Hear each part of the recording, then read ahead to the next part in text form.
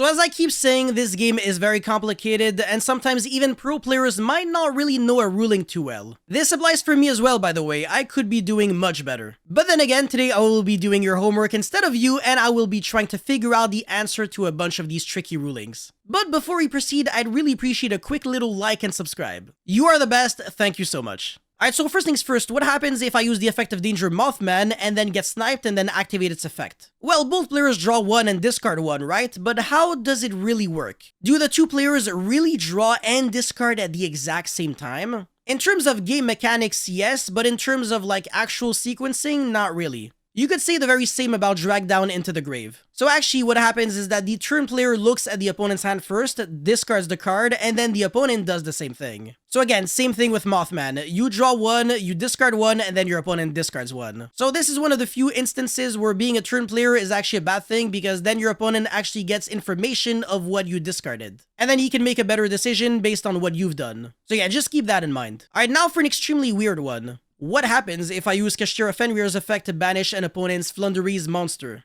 It gets banished face up, just like Evenly Matched. Because yes, Evenly Matched does not banish Flunderies monsters face down.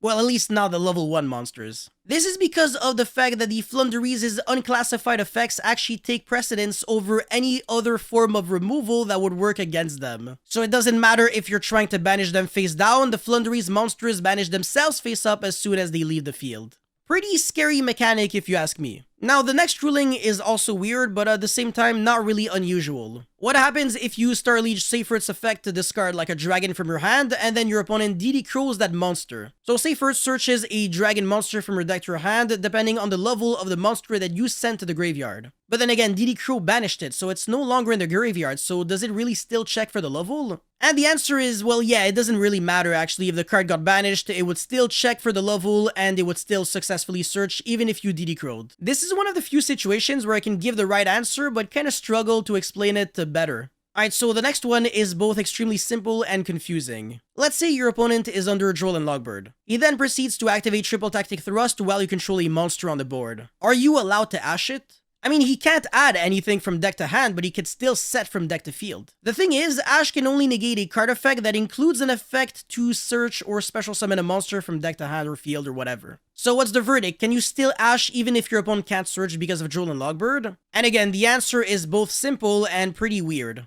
So basically, controlling a monster here is a completely irrelevant variable. Triple Tactic Thrust can always get negated by Ash even if the opponent does not control a monster. This is due to the fact that the card actually checks on the resolution and not on the activation, and the game interprets it as it might always be able to do it, so therefore you can still Ash the card regardless of the circumstances. So it's really not like Triple Tactic Talents where you actually choose the effect that you're activating on activation of the card. So that's the reason why you cannot Ash like the Steal effect or the Look at the Hand effect. It really does matter. Thrust and Talents are not the same.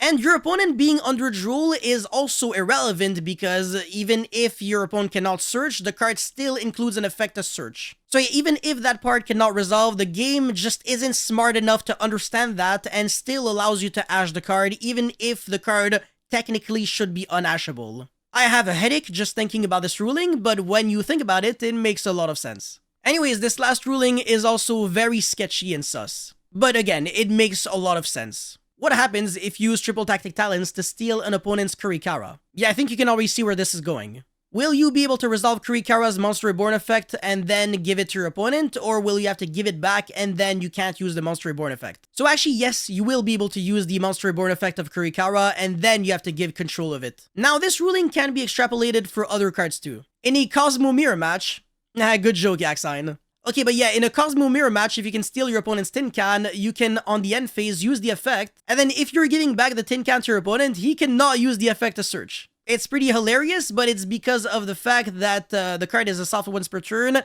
so if you use up the effect yourself, your opponent can't do it. So yeah, it's pretty hilarious, but it'll never come up. Still the kind of ruling you need to make yourself familiar with, though. Anyways, that's all I had for this video, so guys, thank you so much for watching. Don't forget to like and subscribe, and I'll see you guys very, very soon. Peace.